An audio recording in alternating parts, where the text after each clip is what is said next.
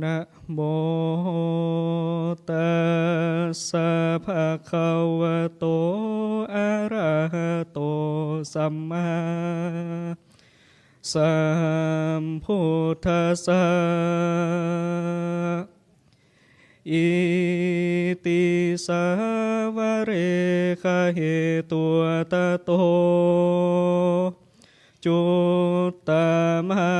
ทรัญโยอากามเหสิยากุจิมหินิพันติสาพุสติติลำดับธรรมเทศนามาส่วนว่านางราชาผู้สดีเตวิกัญญาการฮับเอาพรผาธนาสิภการในสำนักแห่งอินตาแล้วก็จุติกาดแก้วจากเต้าติงสาก็ลงมาเอาปฏิสนธิกำเนิดเกิดในต้องแห่งอากามเหสีแห่งพระยามัทธราชโพสดีราชากุมารีนั้นเกิดมามีวันนะใสส่องผิวงามนักผาดุดดังแผ่พายไปด้วยจวนจันทร์และดอกไม้เหตุดังอัญญาตั้งหลายจริงใส่ชื่อว่านางโพสดีราชาธิดาก็มีแลนางก็จำเริญขึ้นใหญ่มาด้วยญาสาบริวารอันมากถึงเมื่ออายุได้16 ปีขวบเขานางเน่ากอดทารงหูปอันงามยิ่งนักพญาศรีวิราชตนเป็นเจ้าแก่แผ่นดินเจตุตรานครก็ใจยังอำมาตย์ตั้งหลายคือไปขอเอายังนางโพสดีราชาธิดามาเป็นอากามเหสีแก่พระยาสัญชัยราชกุมา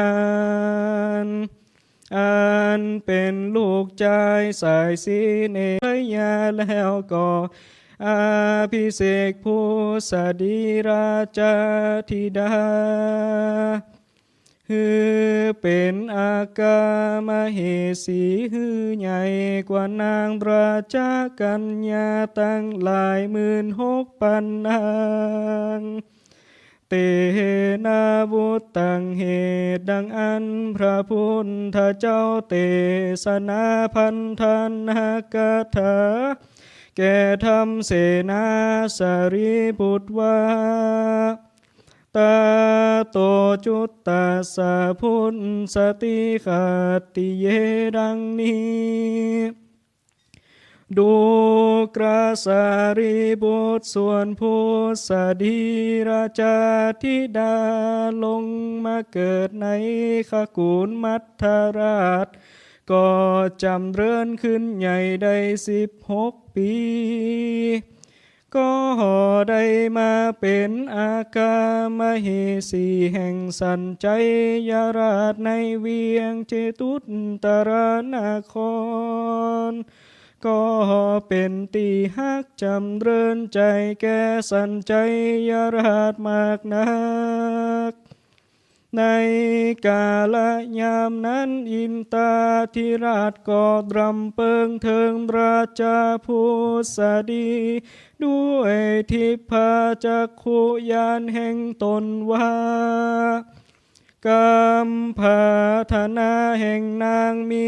10 ประการส่วนกำพาธนา9 ประการนั้น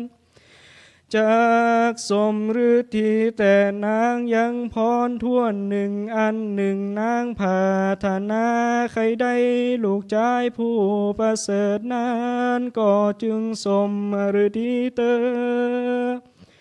อตาในกาลยามนั้นโพธิสัตว์ตนวิเศษยังอยู่เสวยติปะสมบัติในเต้าติงสาสวรรค์เทวโลกก็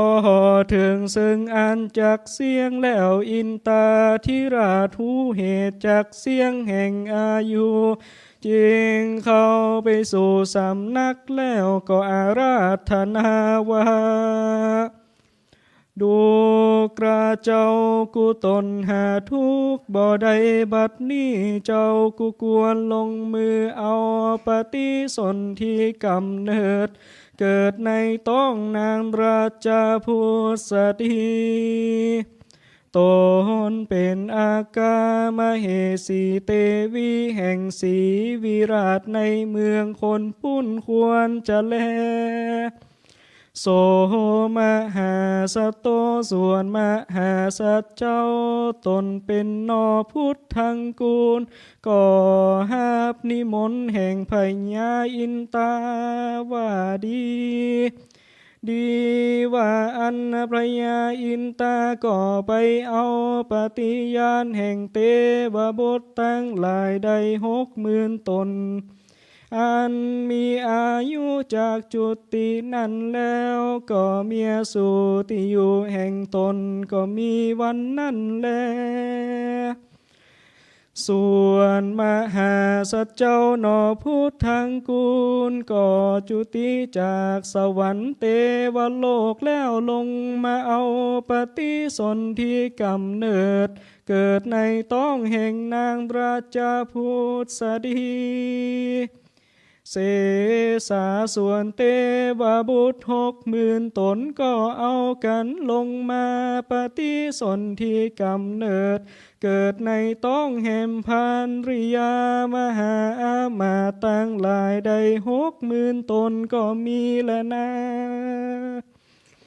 ในเมื่อมหาสัจเจ้า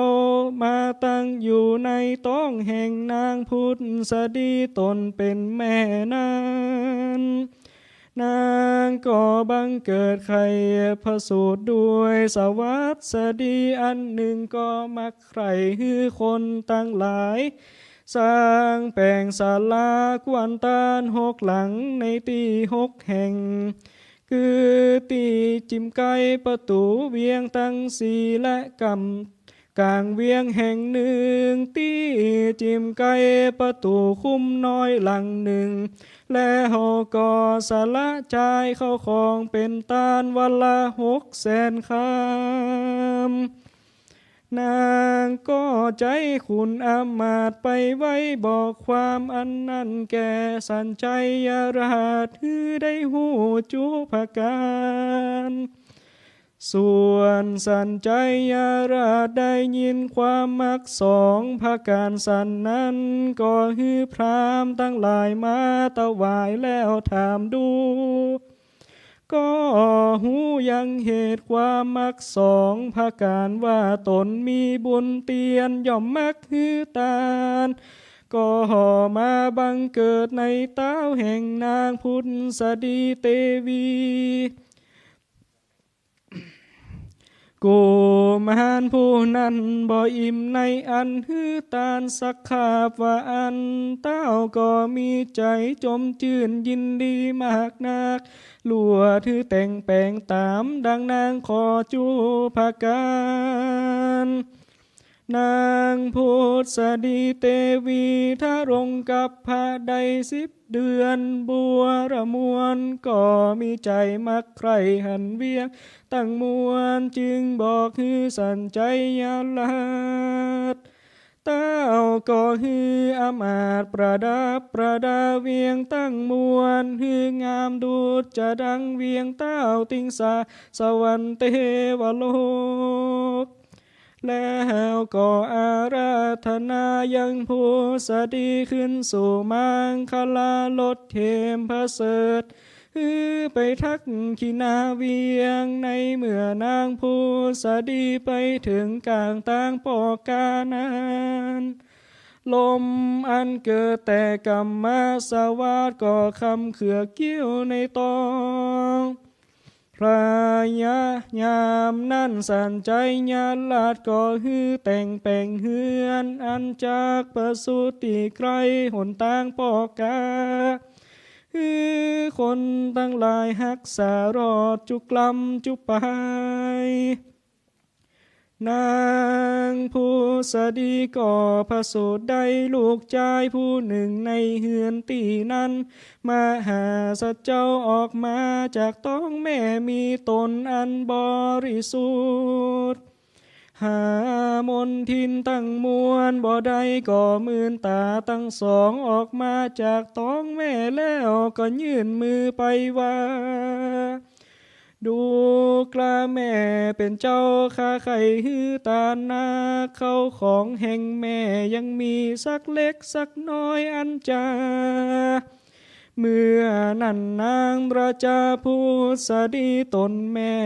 จริงตั้งไว้ยังถงคำปันหนึ่งอันมีจิ้มไก่มือตนฮือแก่กุมารอันยื่นมือมาขอนั่นว่าเจ้ากูจุงฮือตานตามอันมักเตอมาหาสัตว์เจ้าออกมาจากท้องแม่หูปากต้านเจียนจ๋ามีสามจาดคือจาดอันเป็นเจ้ามโหสถจาดอันเป็นเวสันตลาและจาดอันเป็นเจ้าสิทธัตถะนั่นแลในกาละอันจักใส่จื่อกุมารญาตั้งหลายจึงใส่จื่อว่าเวสันตลาเหตุเกิดในตำกลางหนต่างปอกกาทั้งหลายนั่นแลนะ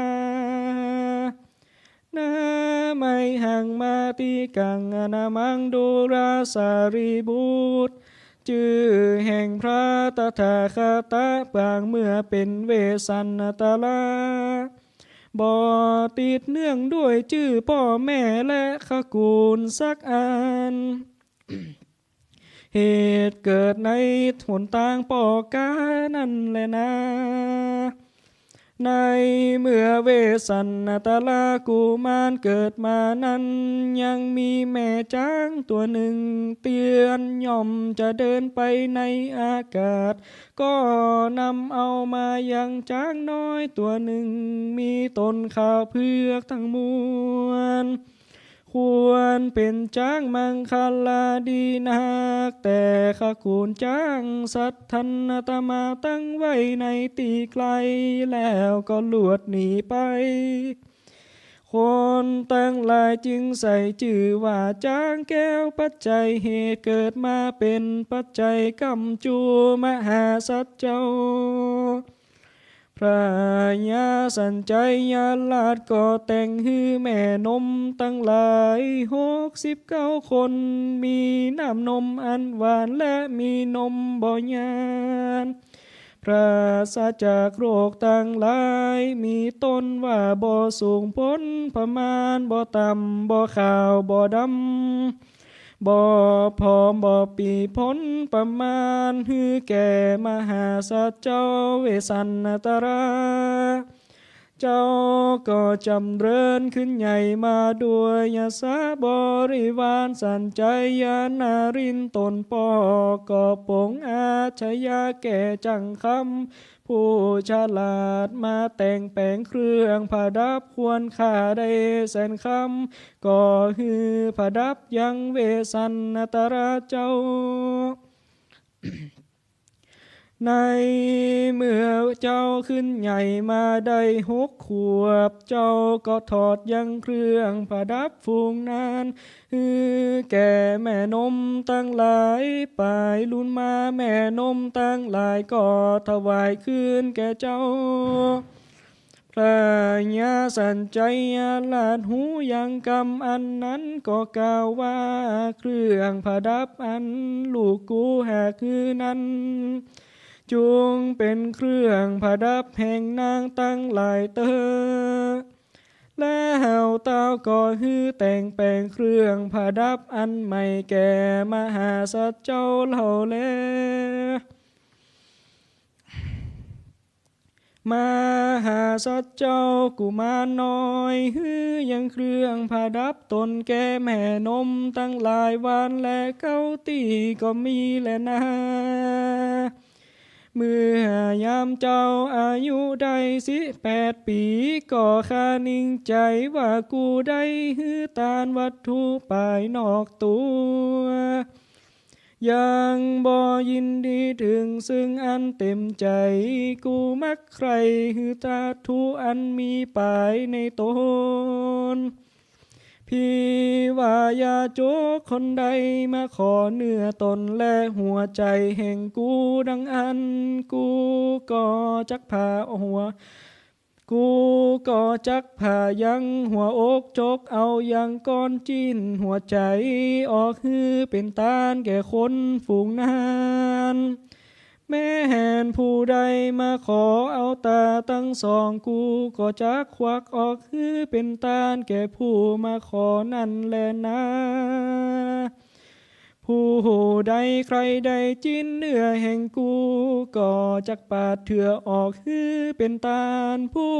ใดแลมาขอเอาเลือดกูก็จักฮือเป็นตาลแก่ผู้นั้นจะแล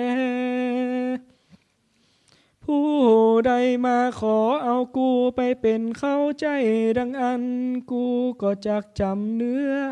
สอนตนฮือหูแล้วก็จักไปเป็นค่าจ่ายแก่ผู้มาขอนั่นแลใน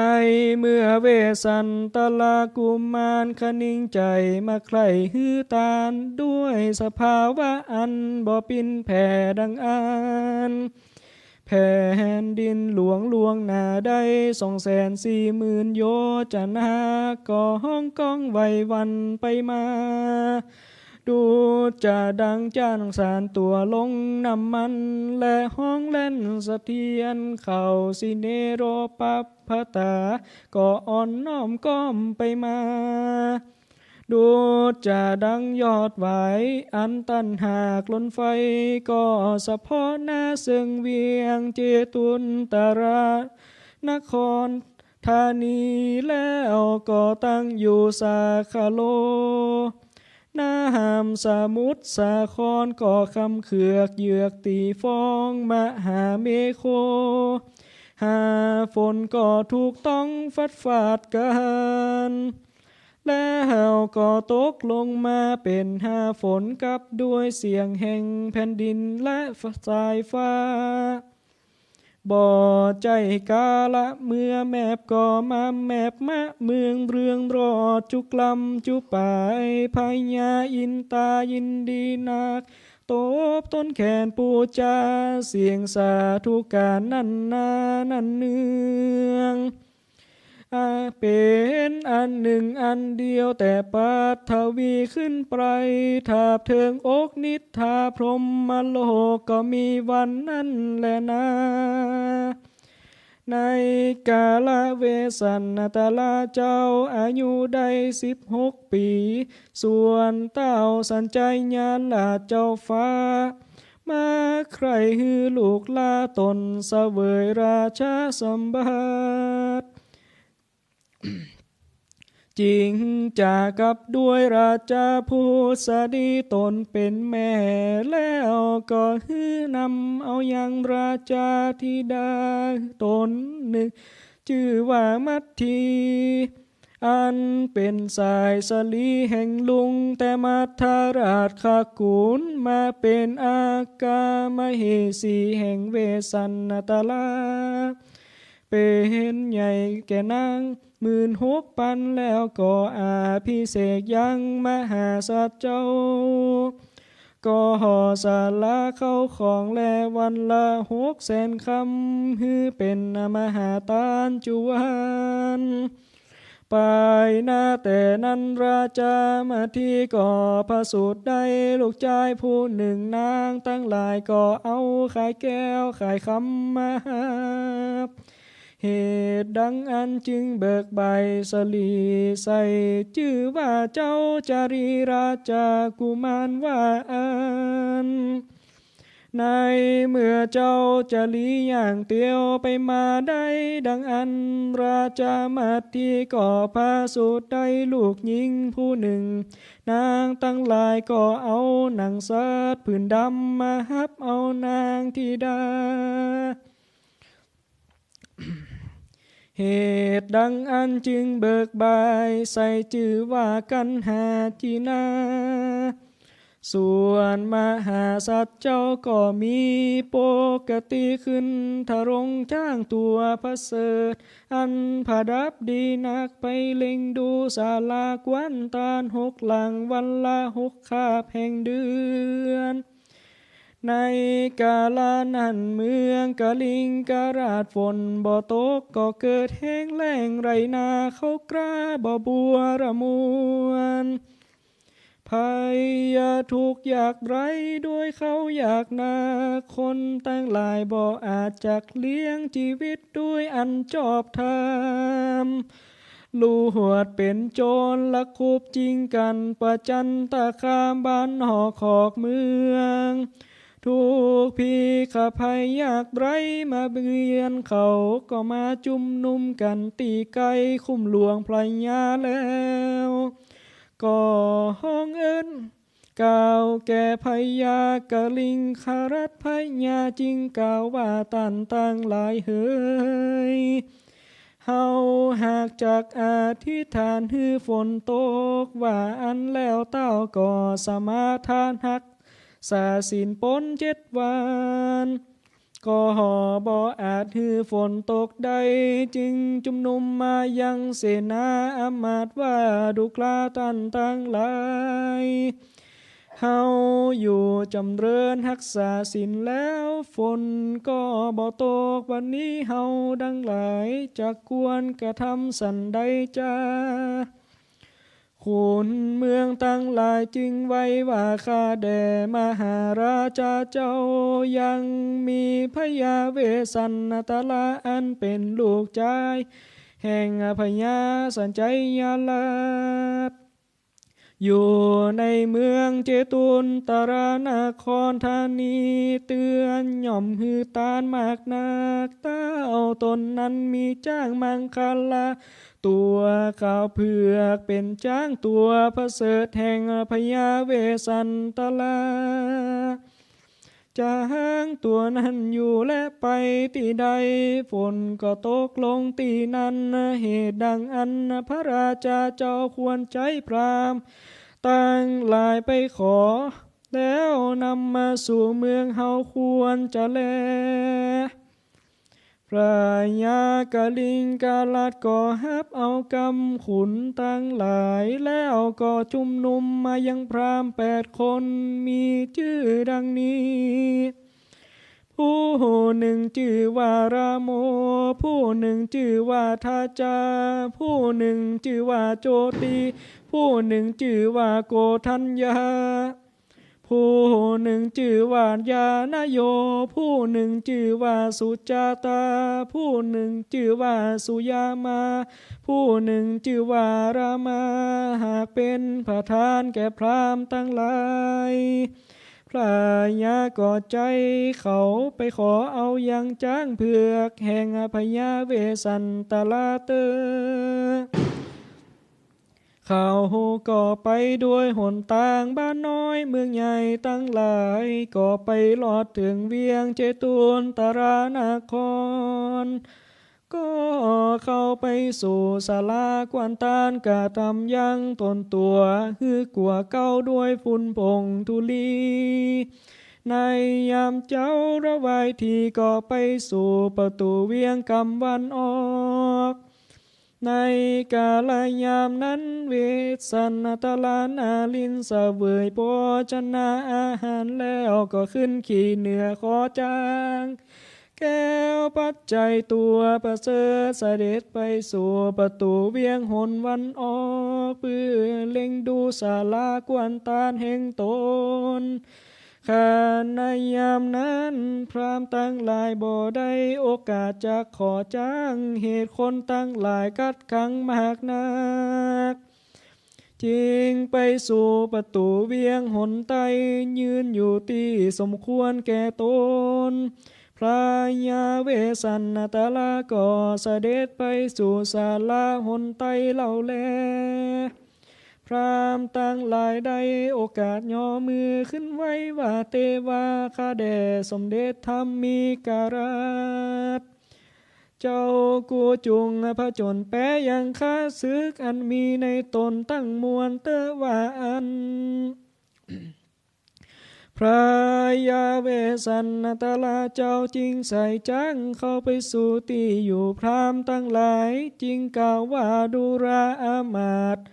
พรามตั้งหลายฝูงนี้มีขนเก้าแขนและเล็บมืออันยาวมีฟันอันขาวมีตัวตั้งมวลอันกัวเก้าด้วยฝุ่นผงธุลีแล้วยกมือขึ้นขอเอาเข้าของอันใดกับเฮานั่นจ้ายามนั้นพรามตั้งหลายจึงไว้ว่ารัตนังเตวายาจะมีเตวาคาเตมพระราชาเจ้าผู้ข้าตั้งหลายมาขอเอาอย่างจ้างเพื่อแก้วปัจจัยตัวประเสริฐเตือนย่อมฮือบังเกิดสุขสวัสดีวูดจำเลินแก่บ้านเมืองตั้งมวลเสืองพระราชาเจ้าดีลีขอพระราชาเจ้าจงปงคุณนาฮือตานอย่างรัตนาเคียนเพื่อแก้วปัจจัยตัวประเสริฐนั้นแก่ผู้ข้าตั้งหลายแด่เตอมหาเวสันนตาลาเจ้าตรัสหูแล้วยังกำจาแห่งพรามตั้งหลายจึงรำเปิงว่ากูมักไข่หือองค์กาอันมีในตนตั้งมวลเป็นตานบัดนี้พรามตั้งหลายฝูงนี้ป้อยมาขอเอาจ้างแก้วอันมีปลายนอกตนสันนี้กู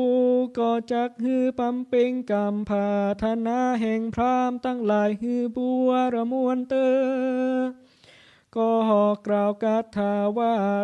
ทามีนาวิกรรมปามิยังยาจันติพรามนา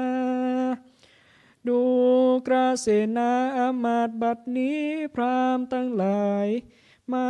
ขอเอาจ้างแก้วตัวประเสริฐอุดมยิ่งกว่าจ้างตั้งมวลเฮาบอกเกยวันไหวด้วยโลภามัจเฉรธรรมสักอันเฮาจะคือตานแก่พรามฝูงนี้แล้วตนก็เจ้าก็เสด็จลงจากขอจ้างปาทคินาแวดสามล้อเพื่อเล็งดูอันควรพดับก็หอบอหันตีอันจักลางผาดับแถมสักแห่งเต้าจริงถือเอาน้ำต้นกันตีมาคำมาแล้วก็กล่าวว่าดูกราพรา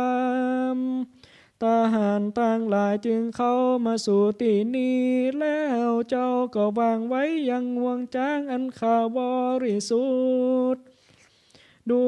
จะดังหลวดเงินเหนือมือพรามแล้วก็เงียงน้ำตกเหนือมือพรามเป็นหมายตานแล้วก็ฮือจ้างแก้วตัวพระเสริฐอันผดับด้วยเครื่องตั้งมวลเป็นตานแก่พรามตั้งหลายวันนั้นแลนะเครื่องพลารับตีนตั้งสี่แห่งจ้างมีกาได้400,000 คำพระกรรมปลาอันผดับต้องจ้างควรกาได้100,000 ค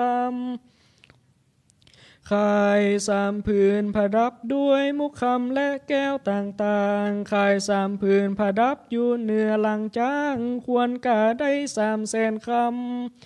เครื่องผดับแก้มจ้างตั้ง2ควรกาได้200,000 คำเครื่องผดับพุ่มพวงจ้างควรกาได้100,000 คำอันว่าเครื่องผดับจ้างปัจจัยตั้งมวลนั้นอ่านนับกาบ่ได้ เครื่องประดับหูทั้งสองควรกาได้200,000 คำเครื่องประดับงวงจ้างควรกาได้100,000 คำเครื่องประดับงาทั้งสองควรกาได้200,000 คำเครื่องประดับตัวจ้างทั้งมวลควรกาได้2,200,000 คำคันใดกายขึ้นจ้างควรกาได้100,000 คำ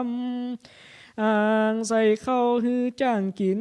ควรกาได้100,000 คำเข้าของประมาณสันนี่รวมกันเป็น2,400,000 คำส่วนแก้วขดับขาผมชัดและแก้วผดับยอดจิกชาดแก้วแถวมุกมาดอันเป็นสร้อยสังวานผดับคอจ้างแก้วผดับผุ่มพวงจ้างและตั้งตัวจ้างเป็นทวน7วัตถุฝูงนี้มีกาอันนับบ่ได้เวสันตาลาลาดก่อฮือเครื่องประดับตั้งมวลเป็นตามแก่พรามชาวเมืองกาลิงการัตตั้งมวลดูหวยมุนนาจนาเจตนาตานสิ่งเดียวพาการ1 เต้าก็ฮือ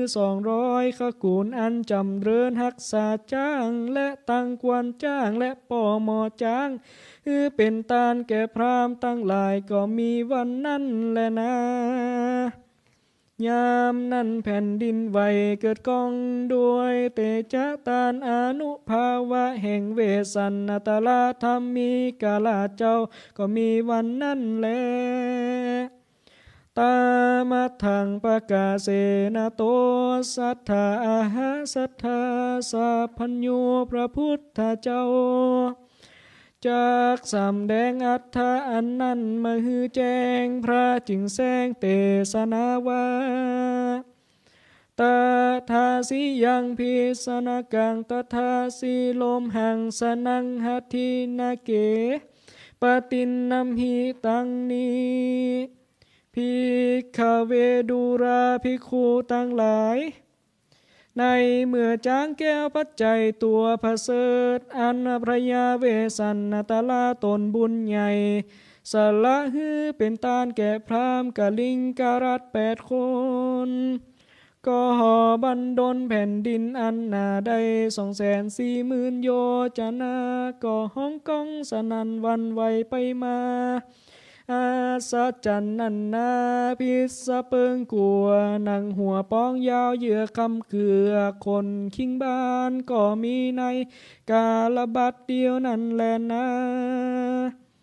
ในเมื่อพรามตั้งหลายขึ้นขี่เหนือจ้างมีหมู่คนอันมากเป็นบริวารเข้ามาในวิธีตั้งหลวงกลางเวียงนั้นคนตั้งหลายมากนักหันจ้างเผือกอันพรามเจ้าเมืองกาลิงการัตหากนำไปดังอันก็กล่าวว่าดูกราพามตั้งหลายจ้างเผือกแก้วปัจจัยตัวนี้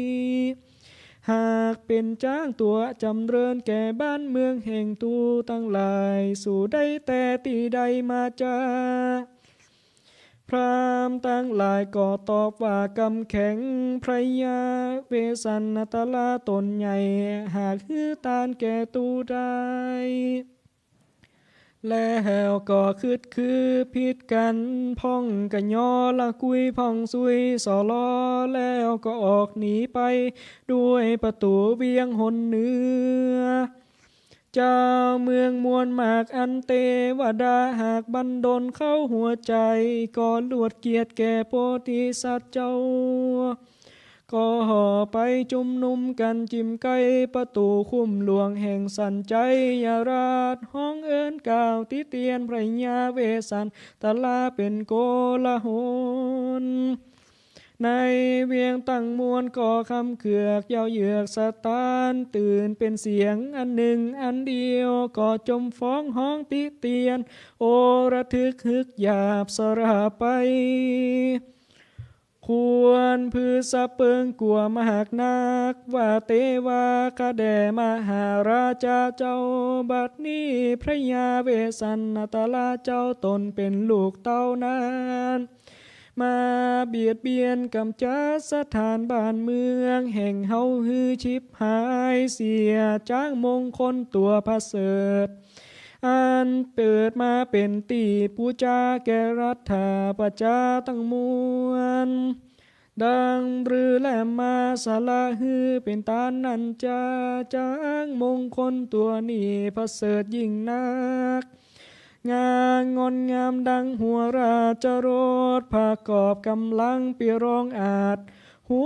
ใจอย่าภูมิตีแป้แก่ข้าศึกสงครามตั้งมวลควรเป็นราชยานยิ่งนักมีตัวข่าวบริสุทธิ์ยิ่งนักดังดอยเงินมีตนเต็มไปด้วยเครื่องประดับวิเศษประกอบด้วยลักษณะอันงามบัวระมวลจูแห่งประกอบด้วยใจมอนห่างบัวริสุทธิ์ดูจะดังจามาลีควรจำเริญใจยิ่งนักไรยาเวสันตะลาปล่อยฮือเป็นตานันจามหาราชาเจ้าบอกกระทำตามเจ้าสีวิราชดังอันดังจักใส่ใจดูนี้เจ้าสีวิราชต่างหลายเหมือนดังจักกระทำร้ายแก่มหาราชาเจ้ากับตั้งเวสันนตลาตนลูกคือเข้าสู่เงื้อมมือแห่งเขาเปิงมีจะแลตั้งสุดตัวพระยาสัญใจยานารินได้ยินกรรมอันนั้นก็แควดกฎหมายหูด้วยกรรมว่าคุณเมืองตั้งหลายไขข้าลูกพญาเวสันนตาลาลูกกูสันนีแล้วจริงกล่าวว่าดูกระเต้าพระยาอามาตย์นักพาดและขุนเมืองตั้งหลายปัจจันตานิกรรมมาบ้านใหญ่เมืองน้อยตั้งหลายจากชิบหายก็จุงชิบหายบ้านเมืองตั้งมวลแห่งเฮาแมน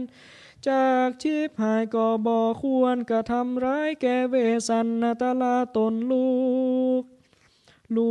กูนั้นเตือนย่อมประกอบด้วยราชวาทบริบัติสมบัติในกองอันดีแต่พี่ว่าเฮากระทำร้ายแก่เวสันนตาลาลูกกูแต่ดังอันกำนินตาจะเกิดมีแก่กูพระองค์ยามนั้นเจ้าสีวิราชตั้งหลายได้ยินกรรมอันนั้นจริงไว้ว่ามานะทันเทนะสัทเทนะหิโสกันทานางดังนี้ข้าแด่มหาราชาเจ้าดังพญาเวสันนตาลานั้นขอมหาราชาเจ้าอย่าเข็นข้าบุบตีด้วยไม้ขอนก้อนดินแม่แห่นจักผูกใส่โต๊ดขังคอกไว้ก่อบอดีควรดีครับหนีไปอยู่ป่าพระตากิริพุนเตอพระยาสัญใจยาลาดได้ยินกรรมอันนั้นก็กล่าวว่าเอโกสเจสีวีนังสันโตดูกระเจ้าสีปีตั้งหลายมวลมากกำแห่งสู่เจ้าหากจากสมหมายขอฮือลูกใจเราเวสันนตาลาอยู่เสวยปัญจกามคุณตั้งหาในปราสาทราชมนเทียนฮือเสียงคืนนี้ก่อนเตอเจ้า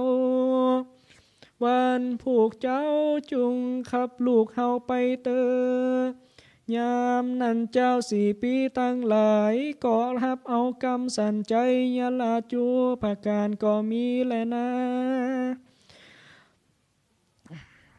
ตามัทธังภกาเสนาโตสัทธาอาหาอุทเทหิกาเตตระมาโนเวสันนตรังวัฏฐาสีวิโยภิกขเวดูกราภิกขุตั้งหลายสัญใจยาราจริงจากกับอมาตผู้ฉลาดด้วยโวหารว่าดูรานายนาการผู้แก่นจุงลูกแล่นไปปันไปบอกข่าวสารอันเกิดเหตุแก่ลูกกูเจ้าเวสันดร ว่าเจ้านครน้อยใหญ่ทุกผู้ใฝ่โกธา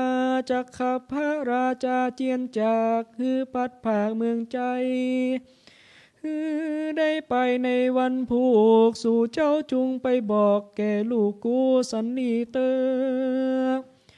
ยามนั้นนายนักการผู้ฉลาดก็ลุกไปด้วยอาชญาปันจริงไว้ถวายสารบอกกล่าวแก่นอต้าเวสันดรว่าข้าแด่มหาราชาเจ้าตนพับเงาโลกาผู้ข้าตั้งหลายจากถวายบอกกล่าวยังข่าวสารอันเป็นเหตุแห่งทุกอันบ่เปิงใจขอมหาราชาเจ้าอย่าได้เกียรติแก่ผู้ข้าอันเป็นคนใจสืบกำเมืองนายนักการผู้นั้นห้องให้ไว้สันนีแล้วก็กล่าวแถมเล่าว่าเจ้าสิปีตั้งหลายก็เกียรติแก่พระราชาเจ้าอันว่าคืนนี้หุ่งแจ้งแล้วเจ้าสีปีตั้งมวนก็จักพร้อมกันขับยังพระราชาเจ้าฮือออกหนีไปหนีจากเมืองไปมาหาสัตว์เจ้าจริงถามว่าดุราอำมาตย์เฮาก็บ่หันทุจริตกรรมอันใดตนใดกระทำแก่บ้านเมืองเยื่องใดสักอันแก่เจ้าสีวิลาตั้งหลายเกียรติแก่เฮาด้วยนิมิตอันใดจะขับหนีจากเมืองด้วยเหตุอันใดมาจริงไว้ว่ามหาราชาเจ้าสีวิราตังมวลประกอบด้วยโกติโกธาติเตียนมหาราชาเจ้า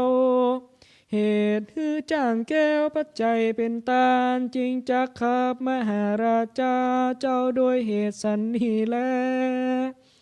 ตังสุดตัวมหาสัจเจ้าได้ยินข่าวอันนั้นก็เล็งซ้ำยินดีมากนักก็กล่าวว่าหากถ้ายังจะคูหังทัชชากิ่งเมพาหิระกังพนังพเนดูราเปื่อนเฮาก็มักไข่ฮือก้อนจิ้นหัวใจเป็นต้านเขาได้เข้าของปลายนอกมีเงินคำจ้างมาแก้วมุกแก้ววิทูลแก้วก่อและแก้วสามานนั้น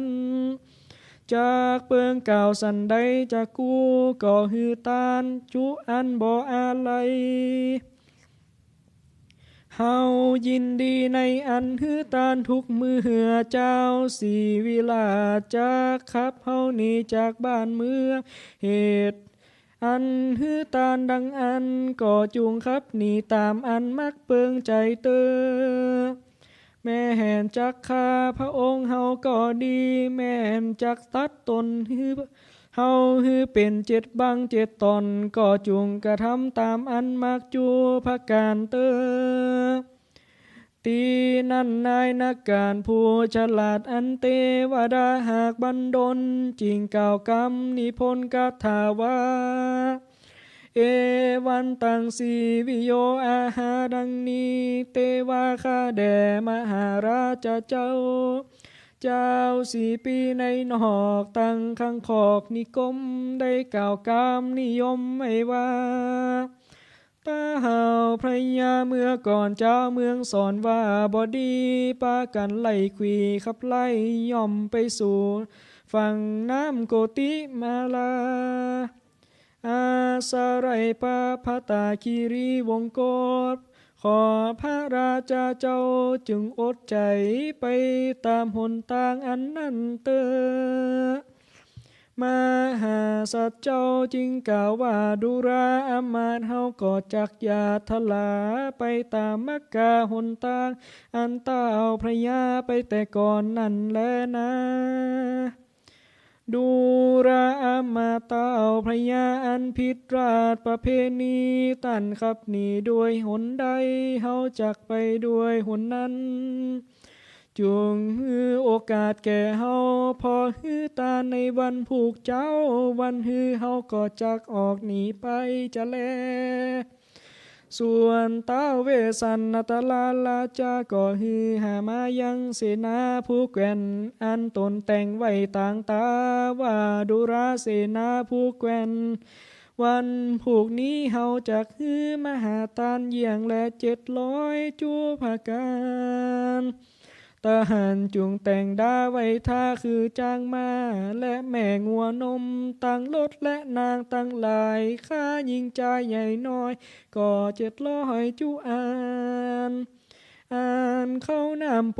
ชนาอาหารมีหลายภาการต่างๆจึงแต่งดาไว้แก่คนต่างหลายม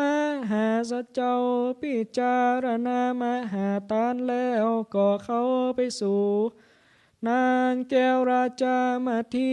จากกำดีกับอากาชายาแห่งตนก็มีวันนั้นแลนะตา